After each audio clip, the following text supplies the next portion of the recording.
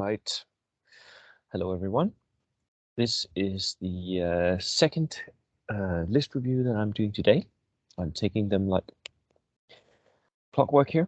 Um, this is a list from Scott, and it's an American list, and it is trying to be competitive while picking certain units that Scott knows are not the best choices.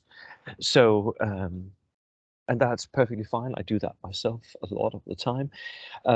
Sometimes we just want to, feel that one model. Sometimes we just want to see if we can make something work, and fielding maybe suboptimal units is a way to get better at the game, because that will mean that you are going to have to work them optimally, right? So, Scott, let's look at your list and see what we can see here. Right. It's a 1250 ordered ice unit. US reinforced platoon. Is it double platoons? Yes, it is double platoons. I think you should go with double platoons. If you're going 1250, you should at least have two platoons. All experience tells me so far that all the tournaments that allow double platoons, the double platoons are in the top. Single platoons don't do that well. That, of course, could have something to do with the players who are making them. That is a whole different ball game. What we have of statistics right now does show that the player is way more important than the list. But if we can go and talk about lists being important, that there is some correlation there between how good a list is and how well it does. Right, 18 order dice. 18 order dice is smack down where I would want to be at 1250. 16 to 18, and 18 being in the high end, which is good, by the way.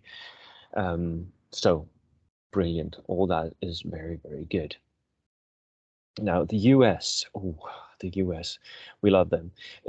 Right now, the current ruling world champion, Dan Lane, he brought the US list to the WTC and won all his games. So the US is definitely a competitive army, but you have to know how to work them. We have a second lieutenant, inexperienced, 35 points. Yes, I would do this as well. Dirt cheap and just there to be an extra order dice. Yes, perfect. Oh, here comes the engineers. And they are tooled out engineer units. Look at that. 3 riflemen, 2 submachine guns, 2 BARs, 1 flamethrower. Oh man, that is a lot of engineers, and they have so much gear. Woo-hoo. 8-man units. Both of them 8-man units, and they have so many shots. I am hoping that we see some transport that can transport these units, as they are. They're a bit of a mix between going on foot with the BARs and going in a transport with the submachine guns and flamethrowers. Some people like to do this. They are simply using the BARs as an extra SMG because it has 2 shots, right? So it's a lot of shots coming out of that unit once they disembark. I would put these in transports. Let's see if he has. Boom, boom, boom. No transports. And still no transport. They're going to be foot slugging. Ooh, Scott. Oh. That does mean that your submachine guns are not going to be effective most of the time, as is the flamethrower. And if I was the enemy sniper, I would be killing those flamethrowers off immediately. So they are very, very vulnerable on foot, these units. They are way better if you stick them in a dodge, but that would, of course, mean that you would have to downsize them. So that would be my recommendation, is to downsize a bit, stick them in dodges, and just wait behind line of sight, block and cover until they can make an attack run, which at 18 order dice, you can definitely make an attack run. As they're going to get pinned very quickly. and they're going to start losing men, and they're going to start losing flamethrowers. Inexperienced medium mortar. Ooh, that is good. That is good, especially if you can push up and push the enemy snipers away so that it doesn't really affect your mortar teams. And you have snipers here and a bazooka team. Oh, there are so much goodie. By the way, a bazooka team also really could benefit from a jeep, or maybe sticking it in a transport with an engineer unit. Really beneficial. The war dog. I'm not personally a fan of the war dog, but it can go sniper hunting, and it's very, very cheap for an ordered ice. So I know American players who are really a big fans of this. The Recce Jeep, I really like those. They're very, very cheap. They have the MMG pintle mounted 360, perfect, and they can recce. They need to go last in the turn so that they can recce when they get shot at, but with 18 ordered ice, you have that last ordered ice. And here comes the maybe not so competitive choice, the MA Scott. And I know that Scott painted up one of these, his namesakes, and wants to field it, so go for it. Now, if you're going to field something that is not competitive like this, it's an 8+, it has a turret-mounted light howitzer, it's open-topped, and has a pintle-mounted HMG. Now, the pintle-mounted HMG is really good against enemy transports and veterans. So that is what it should be aiming for. The howitzer itself, I would stick this, the M Scott, I would stick it in hardcover. Just sticking the front of it outside of the hardcover, like in area terrain, a ruin. I would just drive it into that ruin, and then you're going to get pinned. So have your lieutenant standing behind the ruin, so that you can give his leadership bonus when you get pinned, and then just start shooting with the howitzer. That is the way to go with the M Scott, M8 Scott.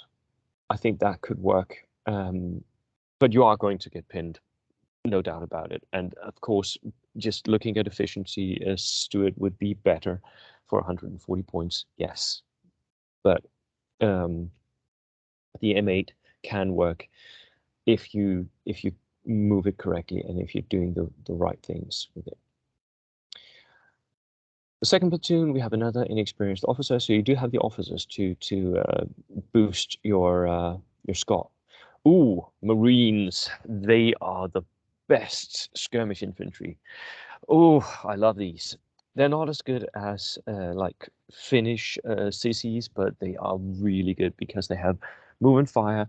You can buy them regular, you can buy them veteran, and you get the BARs, and the BARs is the best skirmish capability you can buy. I don't think you should get the submachine guns. There's no reason for that. Just have rifles, BARs. That is enough. Do you need the pistols? They are a deterrent in close combat.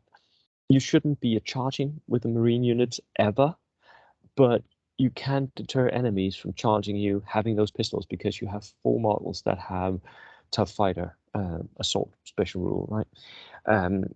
And you're stubborn, so you're also pretty likely to not get killed by enemy flamethrowers.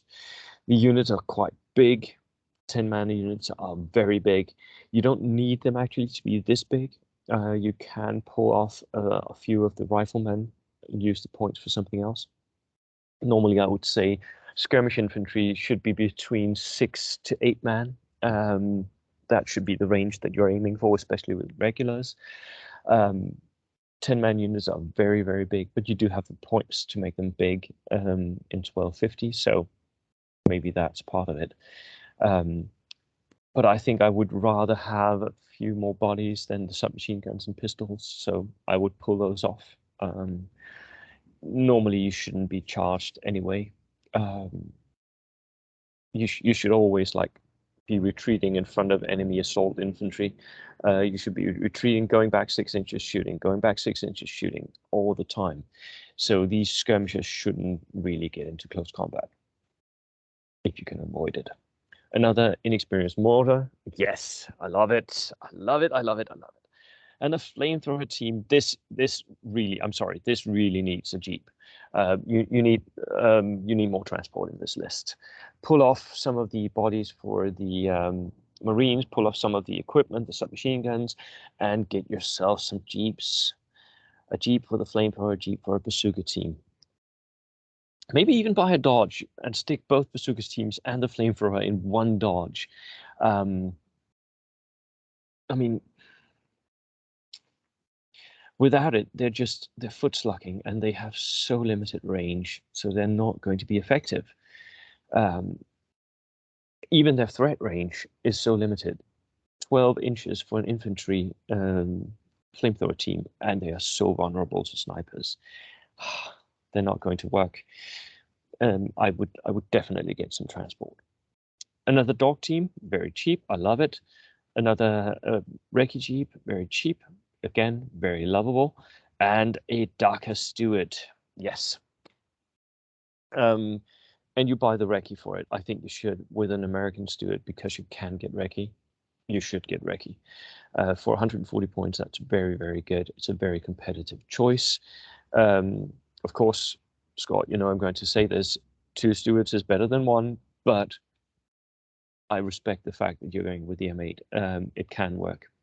And the M8 should be placed centrally, whereas this Steward can actually go in a flank and just push up that flank. So yeah, take out some of all those weapons and buy yourself some transport. That would be my advice. Very interesting list. Very good. I hope your M8 works for you. And let me know how it went. Right. That was Scott's list. Right. See you next time. Cheers.